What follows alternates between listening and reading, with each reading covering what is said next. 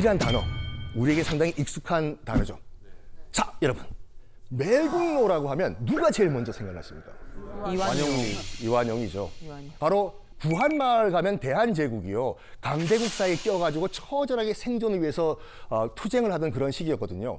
이때 대한제국의 외교권을 그대로 통째로 일본에게 넘긴 주도적인 역할을 한 사람이 바로 이완용입니다.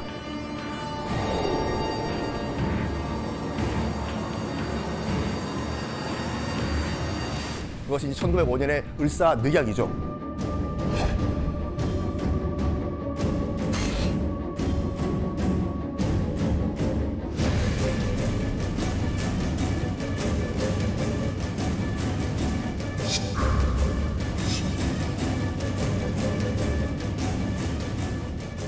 근데 좀 작가님, 제가 궁금한 게 있는데 조약이랑 늑약이랑 이게 차이가 뭘까요? 바로 조약이라고 하는 것은 A란 당사자와 B란 당사자가 동등한 위치에서 사인한 것이 조약이에요. 그런 반면에 한쪽이 강제로 체결한 조약 있죠. 이걸 늑약이라고 하거든요. 그래서 을사조약이에요? 을사늑약이에요? 우리 늑약인데. 을사늑약으로 하시면 됩니다. 자, 그리고 을사오적 5명이 외교권을 일본에게 넘깁니다. 1905년 일이었죠. 자, 이런 과정에서 정말 주도적인 역할을 한 것이 이제 이완용이거든요. 그래서 매국노의 핵심 인물로 우리가 기억을 하고 있습니다. 그런데 제가 생각하기에는 이완용보다 훨씬 더 악랄한 매국노가 존재를 했습니다. 친일 오브 친일이다. 1순위 친구가 있구나. 바로 윤덕영이란 인물이 오늘의 주인공인데,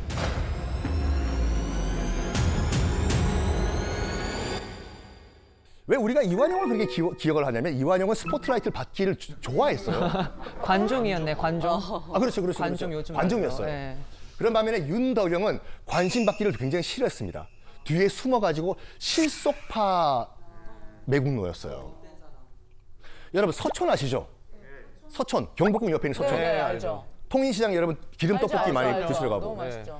이게 현재 지금 경복궁 옆에 있는 옥인동 행정구역이거든요.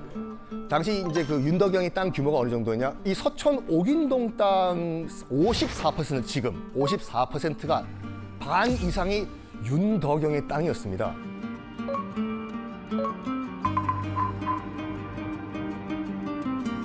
축구장 8배 달하는 엄청난 면적이었습니다. 와. 그러니까 이완용보다 훨씬 큰 땅을 일본으로부터 받은 거예요. 아니, 그러면 사실은 저 크기의 차이만큼 사실은 윤덕영은 이완용과는 전혀 다른 방식으로 훨씬 더 강하게 친일의 행위들이 있었다는 걸 의미하겠네요. 맞습니다. 네. 1910년 8월 29일 나라가 망했습니다. 이른바 경술국치예요.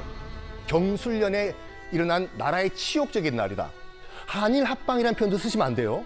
이 경술국치 일주일 전 8월 22일 날 창덕궁에서 대한제국의 마지막 어전회의, 국무회의가 열려요. 친일 내각들이 다 있고, 장관들이죠, 지금으로 치면. 그다음에 당시 순종 황제가 앉아 있어요. 순종 황제, 빨리 도장 찍어요, 거기요. 겁박을 해요.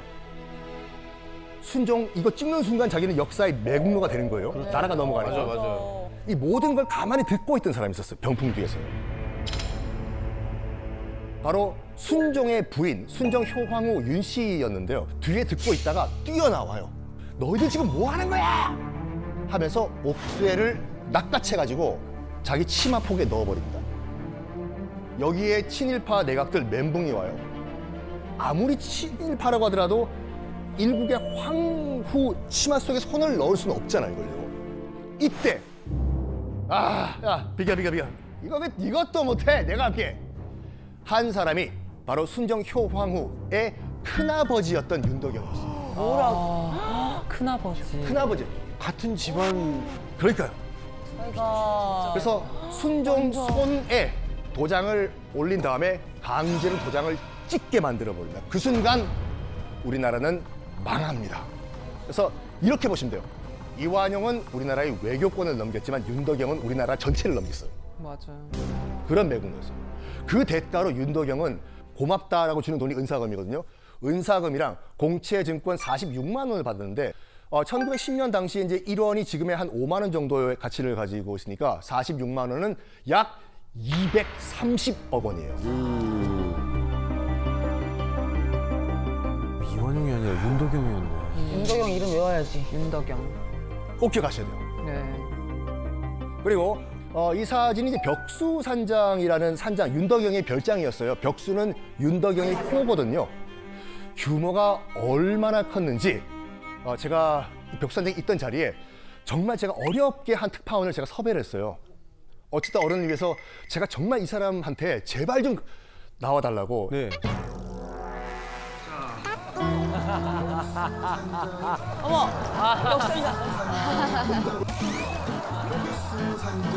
벽수산장의 흔적을 보기 위해서는 이 통인시장을 일단 거쳐 통과를 해야 됩니다. 근데 이 주변 전체가 다 윤덕영의 땅이었다는 거 아셨습니까? 친일을 한 대가로 일제에게 받은 땅이 이 주변 다예요. 그리고 저 밑에 내려가면 이제 서촌 우리가 먹자골목이라고 있지 않습니까? 거긴 또 이완용 땅이었어. 아이러니하죠. 네, 저거 보이시죠? 저 앞에 저 돌. 이게 벽수산장 입구 현관의 흔적이에요. 저기 빨간 벽돌 보이시죠? 저거 빨간 벽돌. 여기가 벽수산장 들어가는 입구가 있던 그런 현관 흔적이거든요. 빨간 벽돌이요. 이게 지금은 옥인동 주택가에 있습니다. 자, 산이 보이시죠? 저기가 인왕산이거든요. 인왕산. 네. 벽수산장이 있던 부분이고 여기가 대문이에요. 그 말은 대문 들어가서 걸어서는 못 가는 구조였어요. 차가 있어야지 이 벽수산장에 초대를 받고 이제 갔다, 이거를 우리가 알 수가 있는 거죠. 뿐만 아니라 더 가슴 아픈 사진 하나 보여드릴게요. 여기가 지금 벽수산장이 있었던 것으로 추정되는 장소에서 제가 내려다보면서 찍은 영상인데요. 여기에 경복궁이 보여요. 경복궁 근정전이고 이게 엄청나게 큰 의미를 가지고 있습니다. 대한제국의 신하였잖아요, 윤덕영이. 근데 위에서, 산 위에서 경복궁을 내려다보면서 조선왕실, 대한제국 황실을 비웃은 거예요. 별거 아니구만. 여기서 우리 파티하면서 경복궁을 내려다볼까? 굉장히 참 저 자리에 직접 가시면은 화가 납니다. 네. 벽수산장이 얼마나 큰 규모였냐면요. 일단은 그 안에 200평 규모의 연못이 있었어요. 200평. 거기서 뱃놀이를 하고 천장에 어항이 있었대요. 천장의 어항. 네, 옆이 아니라 아쿠아리움이 그 천장에. 당시에 천장에다가 그거를 설치했어요? 그렇죠. 그리고 우리나라 최초로 양변기가 설치된 곳이 바로 이 벽수산장이었어요. 좋은 거 다 갖다 놓는. 그러니까 윤덕영이 매일 밤 기생들을 불러가지고 여기서 벽수산장에서 파티를 했는데 명월관 출신의 한 기생이 이제 화장실이 급해가지고 가니까 이거 웬걸 측단은 없고 옹달샘만 있더구나, 이런 기록을 남겨놨어요. 그래서 옹달샘 물만 떠먹고 나왔다. 모르니까. 자, 윤덕영 첩집도 있어요. 여기 가면요. 첩집이요? 첩. 가지가지 했네. 여기가 윤덕영 첩집 외관이에요. 지금은 잠겨 있어가지고 아무나 못 들어가요. 저 집은 그러면은 누구 소유입니까 지금? 국가 소유예요. 국가 소유. 지금 아무도 안 살고 있습니다. 제가 어렵게 또 이 안 한번 들어가 봤거든요. 예전에. 지금 여기가 이제 윤덕영 첩집 아닌데요. 지금은 많이 낡았지 않습니까? 처마 밑에를 보시면요. 일반 한옥주택이 아닙니다. 궁궐에서만 볼 수 있는 그런 디자인으로 디자인됐어요. 무슨 말이냐면 이 집은요. 궁궐을 만드는 특별한 목수가 있거든요. 도편수가 지어진 집이에요. 윤덕영의 파워가 얼마나 컸냐 우리가 알 수가 있죠. 야, 대단한 사람이다 진짜. 이 사람은 이 사람 어떻게 죽었는지 이제 너무 궁금해지기 시작합니다. 예. 그렇죠. 윤덕영의 최후가 어떻게 됐나. 정말 안타까워요. 왜요? 정말 안타깝습니다. 잘 살고. 천수를 누리다가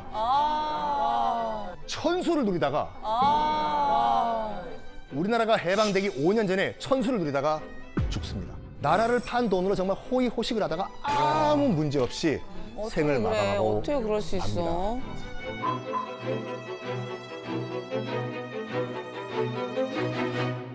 근데 나라를 팔아넘기는 건 윤덕영이나 이완용 같은 고위 관리만 했던 일인가? 아닙니다.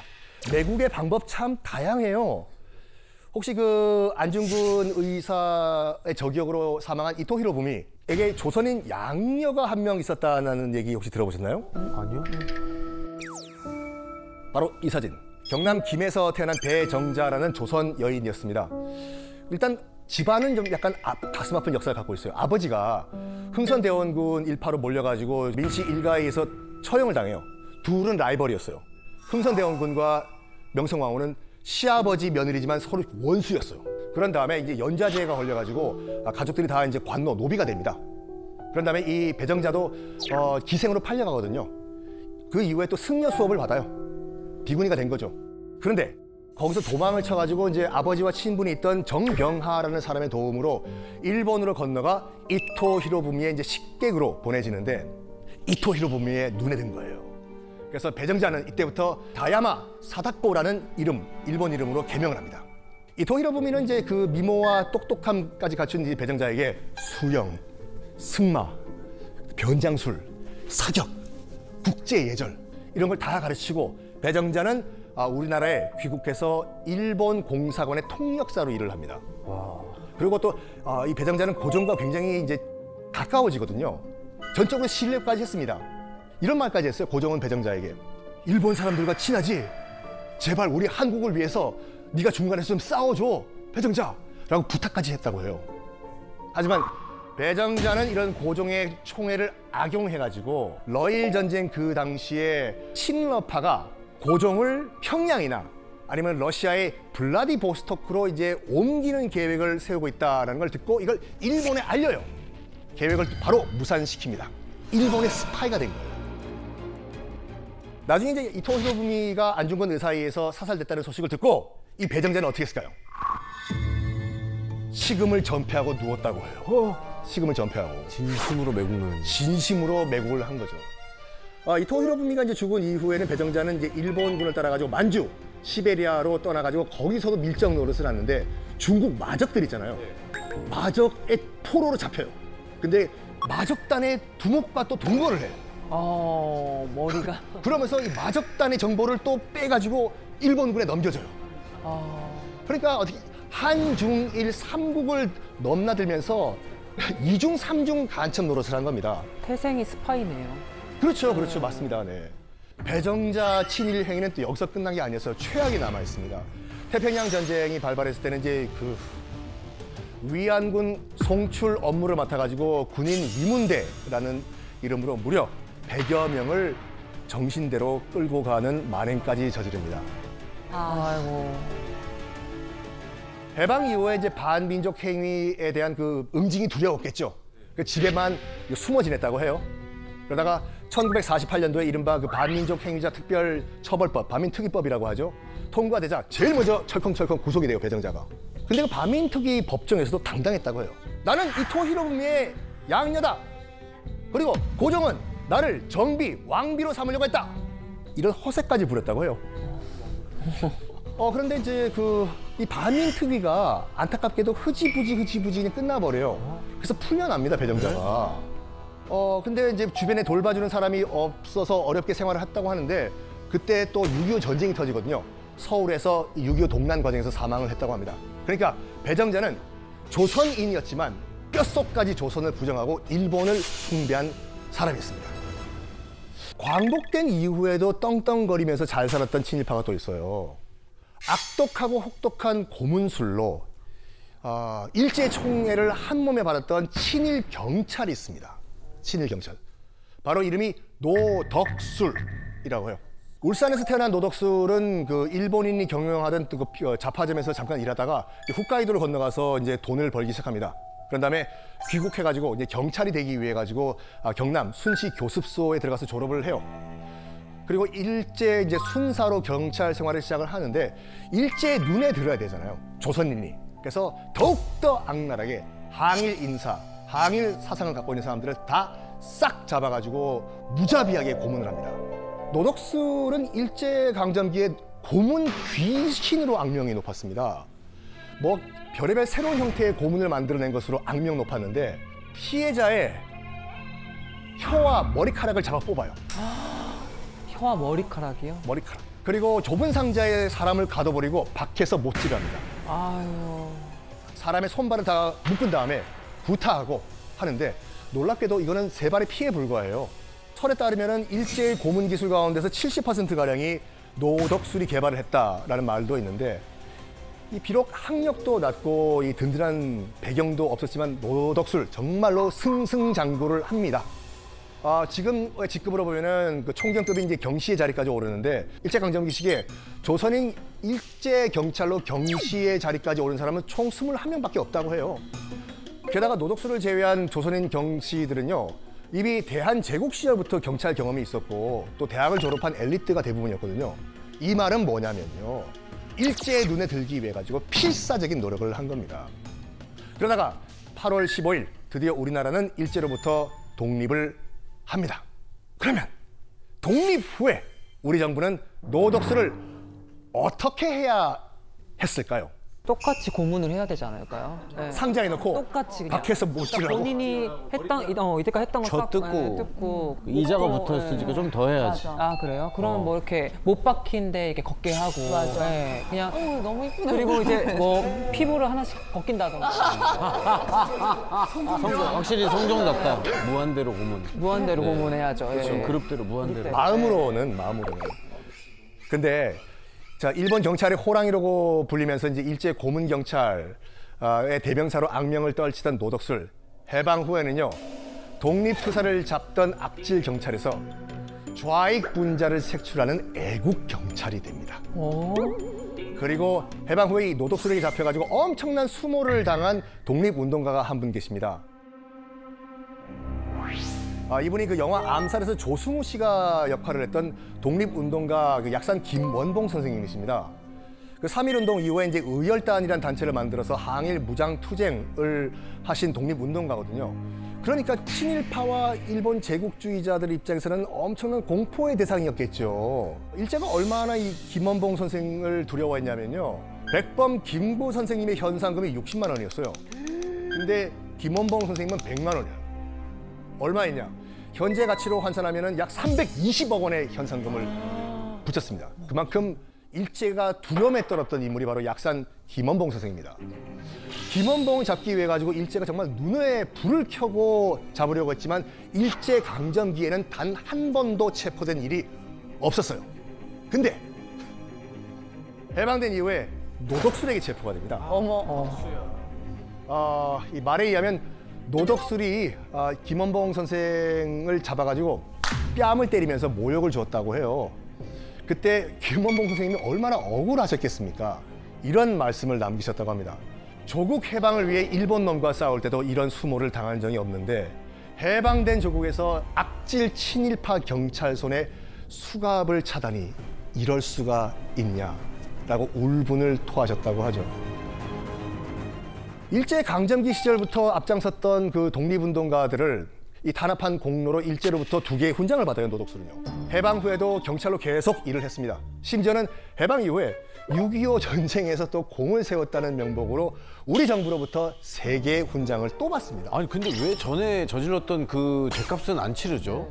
당시는 이제 그 남북이 대치하던 상황이었기 때문에 이제 반공을 외치면은 친일 행위는 이제 깨끗하게 사라지는 거예요? 묻히는 그런 안타까운 상황이었어요. 그거는 정말 안타까운 우리의 근대 역사 중에 하나죠. 네. 앞서 소개해드린 크비슬링은 독일이 이제 패전하자마자 붙잡혀서 총살당했지 않습니까? 그리고 그 이름도 아직까지 이런 빌어먹은 크비슬링라고 이제 욕으로 쓰이고 있는데 우리는 해방 후에도 매국노에 대한 처벌이 제대로 이루어지지 않았다라는 것을 이런 걸 통해서 우리가 알고 있는 거죠.